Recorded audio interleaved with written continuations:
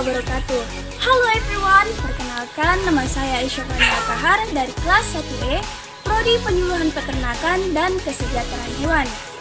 Nah, di video kali ini saya akan menjelaskan bagian-bagian organ dan fungsi dari sistem reproduksi sapi jantan dan sapi betina. Keep watching! Yang pertama, sistem reproduksi pada sapi jantan yang terdiri dari 1. Testis. Testis berfungsi menghasilkan spermatozoa dan menghasilkan hormon steroid. Yang kedua, skrotum. Skrotum berfungsi untuk membungkus testis. Yang ketiga, epididymis, mempunyai 4 fungsi utama, yaitu pengangkutan, penyimpanan, pemasakan, dan pengentalan atau konsentrasi sperma. Yang keempat, vas deferens atau dikenal juga dengan sebutan ductus deferens adalah sebuah tabung yang dimiliki oleh kebanyakan vertebrata jantan yang berfungsi untuk menyalurkan sperma dari epididymis saat ejakulasi. Vas deferens membentang dari epididymis ke uretra. Nah, yang kelima, kelenjar aksesoris. Kelenjar aksesoris sistem reproduksi hewan jantan terdiri atas vesicula seminalis, kelenjar bulbor retalis atau koper, dan kelenjar prostat atau kelenjar prostat tunggal serta ampula. Dan yang keenam, penis. Penis berfungsi untuk lewatnya urin dan menyemprotkan sperma ke dalam alat reproduksi betina atau alat kopulasi. Yang kedua, sistem reproduksi pada sapi betina yang terdiri dari ovarium terletak di dalam rongga perut berfungsi untuk memproduksi ovum dan sebagai penghasil hormon estrogen, progesteron, dan inhibin.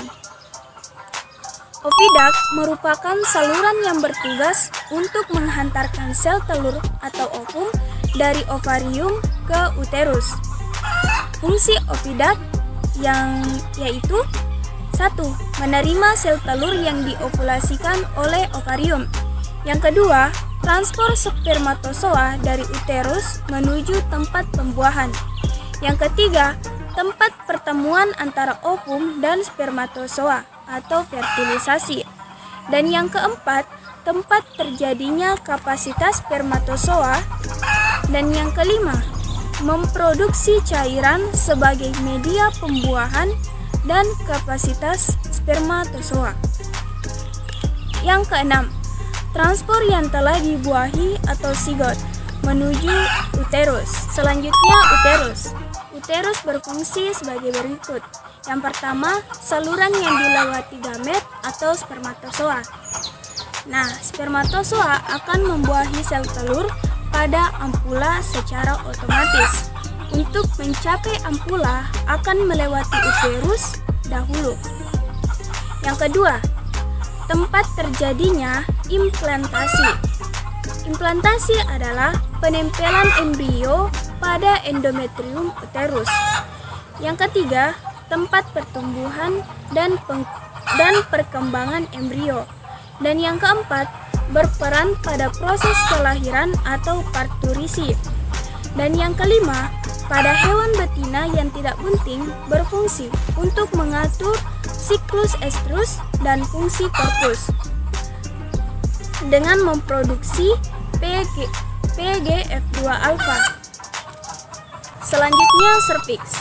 Serviks menghasilkan cairan yang dapat memberi jalan pada spermatozoa menuju ampula dan untuk menyeleksi sperma. Adapun fungsi dari serviks adalah menutup lumen uterus sehingga menutup kemungkinan untuk masuknya mikroorganisme ke dalam uterus dan sebagai tempat reservoir spermatozoa. Nah, selanjutnya vagina. Berfungsi sebagai alat kopulasi dan tempat spermatozoa diposisikan. Berperan sebagai saluran keluarnya sekresi serviks, uterus, dan oviduct. Dan sebagai jalan peranakan saat proses beranak. Selanjutnya vulva. Vulva merupakan alat reproduksi hewan betina bagian luar. Vulva terdiri dari dua bagian. Bagian luar disebut labia mayor dan bagian dalam disebut labia minora.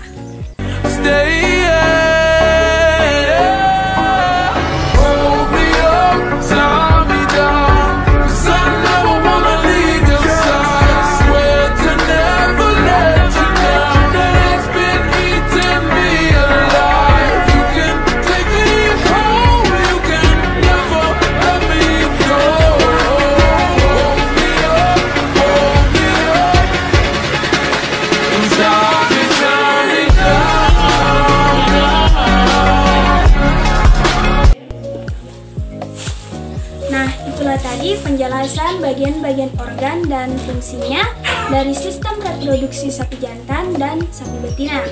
Mungkin itu saja dari saya. Sekian dan terima kasih. Wassalamualaikum warahmatullahi wabarakatuh. Salam cinta dari ujung kandang.